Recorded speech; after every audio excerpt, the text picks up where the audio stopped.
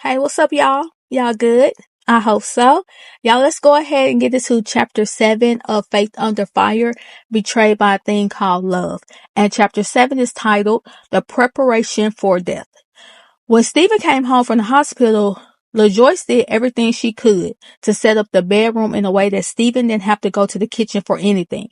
One day at work, her assistant rushed in her office to tell her that Stephen was on the phone and he said that it was an emergency. When she got on the phone, Stephen told her that he fell when he was trying to get off the toilet, and it took him about an hour to make it back to the bed because he was so weak and he needed her to come home. LaJoyce went into the VP's office to let her know that there was an emergency. On her way home, LaJoyce realized what she had to do. With her working and trying to keep up with the bills, she knew that she would need someone there with Stephen. So she called her friend Ruthie. Ruthie and her husband Clive, they had split up, and so Ruthie was living with a friend. When LaJoyce asked her if she could help and didn't mind moving in, Ruthie immediately said yes. LaJoyce called Stephen's doctors and told him, what had happened. And the doctor said that Stephen's neuropathy was in full effect, like paralysis was about to set in. And that was the last day that Stephen walked. The next day, LaJoyce asked her neighbor to check in on Stephen every 2 hours until she made it home and Ruthie got settled in. Stephen liked Ruthie, but he gave LaJoyce a piece of his mind for choosing to have Ruthie move in instead of her taking a leave of absence from work to take care of him. LaJoyce asked him, if I take a leave of absence, who is going to take care of the mortgage and the electric bill? Stephen told her that she could ask her parents because they'd help. LaJoyce said, I know that, but I'm not asking them. They are retired, enjoying life. I'm not going to put anything extra on them to deal with. This is my cross to bear, and I'm going to work. Ever since Stephen had gotten back from California, LaJoyce had been at his beck and call. She had even started sleeping in the guest room to be closer since he had her running all night. Then eventually, she just decided to make a pallet at the foot of the bed, and he took full advantage of that. He would say he had to go to the restroom, which was a urinal, and since urine was a body fluid, LaJoyce had to get decked out in protective gear to protect herself. Stephen would also say he was thirsty. Even though LaJoyce had a stocked cooler next to his bed, all Stephen had to do was reach for it. Stephen ate lots of cinnamon toast because LaJoyce wouldn't let him have candy. He asked LaJoyce why did she care what he ate. He said it was his last days and she was depriving him of the things he loved. And he told her that he hated her. But LaJoyce had become so immune to those 3 words because he always said them to her and his sisters. LaJoyce couldn't believe how toxic Stephen had become. He told her that you think just because Ruth is here to help me that I'm letting you off the hook and taking care of me? There is no way you're getting a break. I'm going to make you do your wifely duties. And he would tell her that every time he asked for something. LaJoyce let him know, don't ever think you're making me do anything. And she still remained calm when she asked him what did he want after waking her up every other hour throughout the night. LaJoyce said the only real sleep she got was on the 90-minute bus ride from New York, and sometimes she would still be asleep past her stop and would have to take the subway back, but she said she didn't mind because that was the best sleep she had got. One day at work, Ruthie called LaJoyce crying, and LaJoyce knew for Ruthie to be calling her at work crying, it had to be bad. She braced herself and asked Ruthie what was wrong. Ruthie told her that Stephen had gone crazy. She told LaJoyce, as much as I like to stay, I can't. I wasn't going to tell you at first, but this has been going on for about a week now. And he cussed me out so bad today, I cried.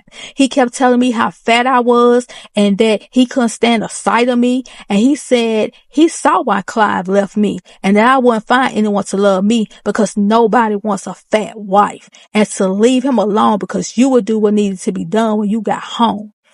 LaJoyce apologized to Ruthie and tried her best to comfort her. LaJoyce realized what Stephen was doing. He was trying to sabotage her efforts to provide help for him until that last resort was her taking a leave of absence. But LaJoyce rebuked Satan right then and there.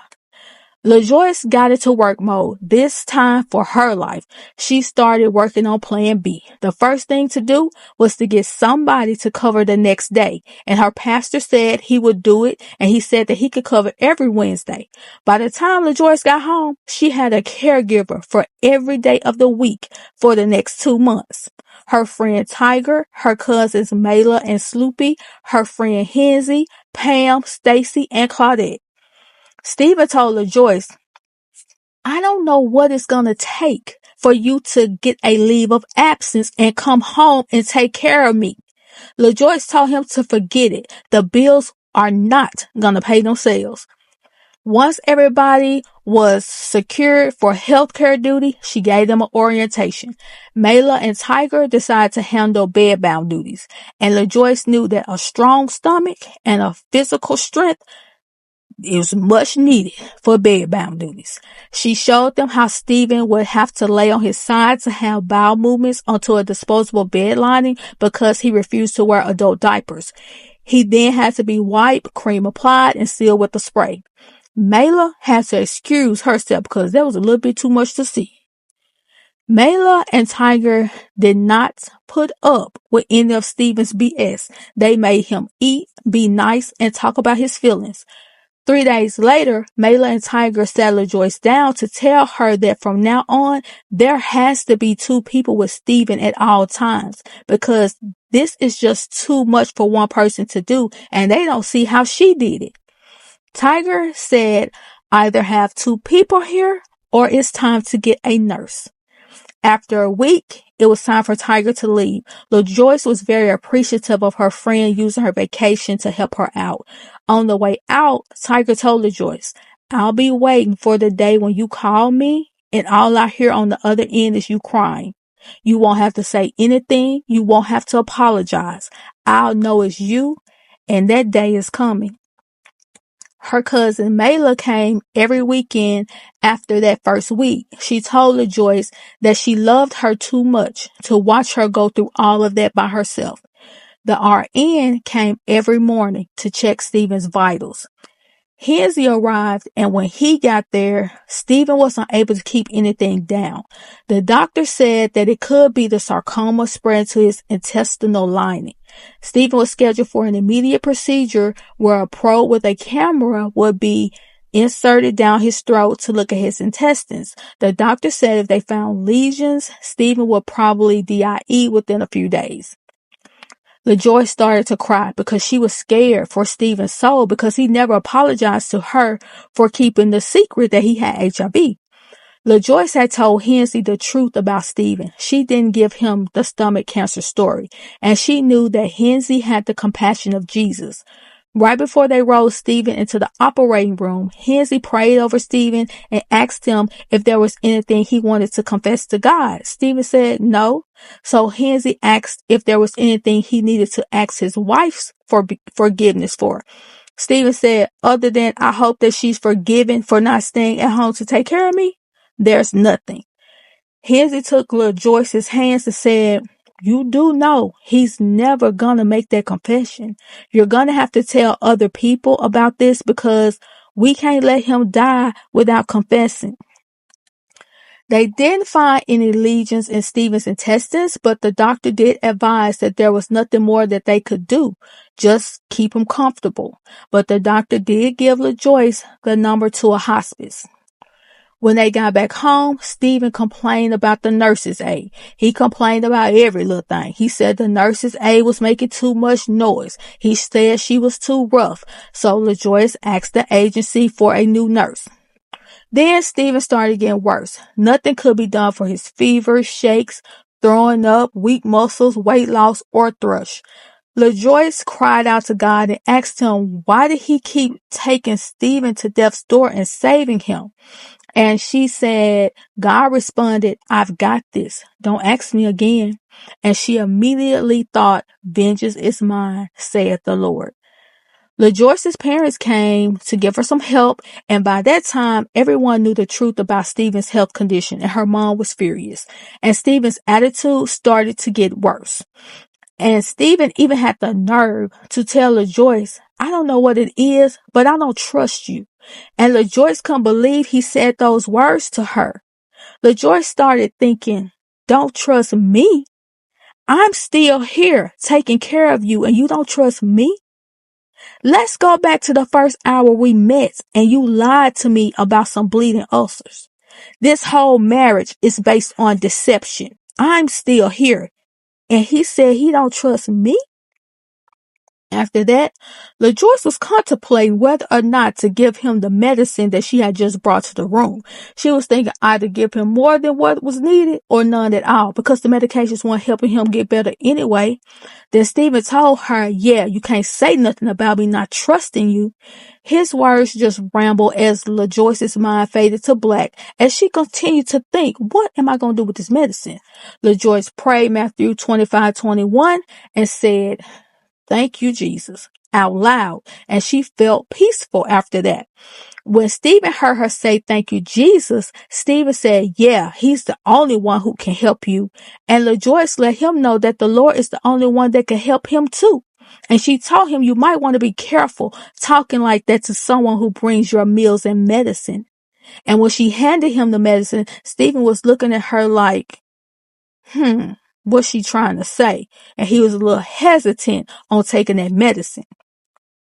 LaJoyce told herself after Stephen was long gone, she would still have a life, and she was not about to block her blessings for Stephen. LaJoyce went back to work, and before she could get settled in good, she got a call from her mom saying that Stephen had lost his mind. And she said that the nurse had came downstairs crying, saying that never in her 15 years had she ever had a patient to treat her or talk to her the way Stephen had. And she said she was leaving and she was not coming back. So LaJoyce's mama asked her, what you gonna do? LaJoyce said that she was going to call hospice. Her mama said, good, that's what you better do. Call hospice now. LaJoyce was like, I will. Her mom said, I mean now. When she called hospice, they did have a room and an ambulance available for transportation. And LaJoyce felt like that was a sign from God that hospice was the right choice. LaJoyce didn't tell Stephen where he was going until the ambulance got there. He cried like a baby. He asked the attendants to stop in every room so he can get one last look. Then he asked LaJoyce to get his pillow, headrest, and pictures of his mom to put in his room. They arrived at hospice, and LaJoyce said the place was beautiful, very luxurious, and Stephen loved grandeur. He was cracking jokes with the staff and just being the lovable Stephen that LaJoyce fell head over heels for. They got his room set up and the doctors came in to take his vitals, and they told LaJoyce that if Stephen lasted another 7 days, there would be a miracle. Before her and her dad left, she gave Stephen a tight hug and then called the family to let them know that Stephen was in hospice and that the doctor said that he probably only had 7 days to live. So if y'all want to see him, you need to be making your way down here. His younger sister told LaJoyce off and tried to remind LaJoyce that Stephen said that he wanted to DIE at home. And LaJoyce let her know that Stephen had been in rare form, running off all the help. So he can't DIE at home if there's no help. But anyway, here are the directions to hospice. Cause y'all ain't gonna worry me. When they got back home, her dad stripped the bed, washed down the mattress with bleach, opened the windows to get some fresh air in the room while he did a deep clean. He told her that he wanted to see her off that floor and in her own bed that night. 2 of her friends came into town to take care of her for a week, and she really appreciated all of their love and care. She loved that there was someone there to finally take care of her for a change. 2 of her favorite people at that. She was sad when they left because staying up late, laughing and talking, it had done her so well. After she dropped her 2 friends off at the airport, She stopped by hospice to check on Stephen, and he was no longer able to talk. The doctor said that the lesions had taken over his vocal cords. His eyes were glassy, and he was being fed intravenously. The nurses said he would probably die within the next 48 hours. LaJoyce held Stephen for a while, gave him a hug, then headed to work. On that day, she had a Vibe magazine cover shoot with Big and Faith underneath the Brooklyn Bridge. They were dressed like gangsters sitting in the back seat of a black convertible. LaJoyce would check in with the hospital every hour. She was told that Stephen would definitely make his transition that night, and they wanted to know when would she get there, and she told them after work, even though she had asked God to keep her from being there when it happened, and she knew God would grant her request. But the nurse kept her abreast of everything that was happening minute by minute, from his breathing being shallow, to his pupils dilating, to him losing his grip. LaJoyce felt like that was too much information for her to handle. When they went to lunch, Big pulled her aside and asked her how was she. She said she was good, but he said, "No, you not. I know what's going on with you. I see you been crying. I see you running back and forth to the car phone. How's your husband?" And as soon as he said that, a tear fell from LaJoyce's eye. Big poured her in and gave her a big bear hug and told her to go take care of her business, that the photo shoot was almost over. And LaJoyce was like, "No, it's only halfway over." Big said, "I promise I won't embarrass you." She said, "Big, I worked hard to get you this cover. If you act up, you won't get another one." Big had a habit of going off at photo shoots saying what he wasn't gonna do, and then he called LaJoyce in to put out the fires that he started, and she felt like the job of a publicist never ended. He said he wasn't going to embarrass her. He gave her a kiss on the forehead, turned her around and pushed her towards the car and said, "Go take care of your husband." She called to let the nurse know that she was on her way. When she got on the road, there were traffic jams everywhere. There were delays after delays. She had to take detours and everything.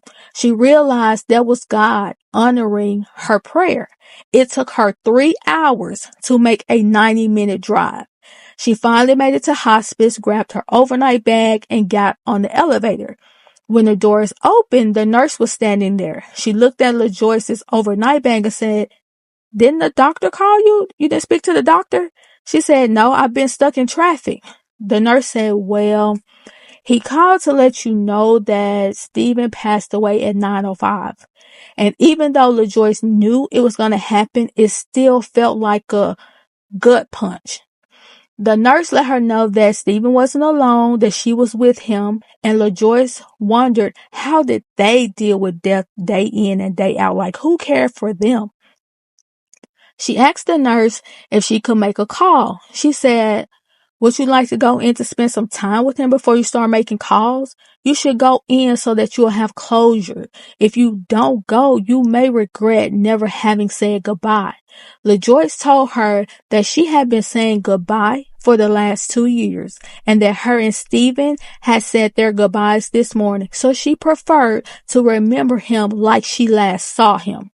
The other nurse called the chaplain, then he came in trying to convince her to go in and see Stephen. LaJoyce said, "All of you, hear me. Thank you for everything you have done for us both. You guys are God's angels, for sure.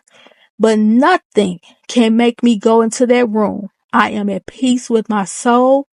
I am not going to see him, DEAD." They were all staring at her like she had lost her mind. And then she heard a nurse whisper and say, "She's traumatized." LaJoyce looked at her and said, "No, I'm not traumatized. This is an example of how you stand up when you have the peace and the love of Jesus to hold you up." Then she asked the chaplain to pray with her. The chaplain prayed a beautiful prayer. They said amen. Then LaJoyce asked for Stephen's glasses, photos, wallet, and watch. The nurse said, "Well, what about everything else?" LaJoyce said, "Throw it away." LaJoyce called Stephen's sisters, her parents, and her job. The nurse made one last attempt to get LaJoyce to see Stephen. LaJoyce simply thanked them all again, and she left out singing, "We have come this far by faith." And that was July 19th, 1995. And that's the end of chapter 7. And everything I said in this video was in my opinion. It was for entertainment purposes only. The Copyright Act of 1976, Section 107, gave me fair use to this book review. Y'all get down in the comments. Let me know what you think. And I'll talk to y'all later.